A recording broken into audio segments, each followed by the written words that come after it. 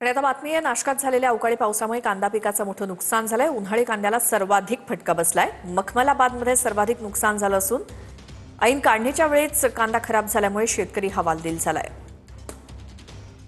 नाशिक जिल्ह्यामध्ये काल अवघ्या 1 तासासाठी झालेल्या अवकाळी पावसामुळे कांदा पिकांचं सर्वाधिक नुकसान झालंय। मी सध्या मखमलाबादच्या पिंगळे यांच्या शेतात उभा आहे आणि त्या ठिकाणी आपण जर परिस्थिती बघितली तर गेल्या जवळपास 6 महिन्यांपासून एकरी 1 लाखापेक्षा जास्त खर्च केलेला हा संपूर्ण कांद्याचा बाग आता उद्ध्वस्त झालेला आहे। दाखवता याची काय परिस्थिती, नेमकं कसं नुकसान झालं? गाभ्यात पाणी जे गेलं साहेब, या गाभ्यात जातं ना, हे खाली मुळाला जातं। मुळाला गेलं का ते साडण्याचा हिशोब राहतो।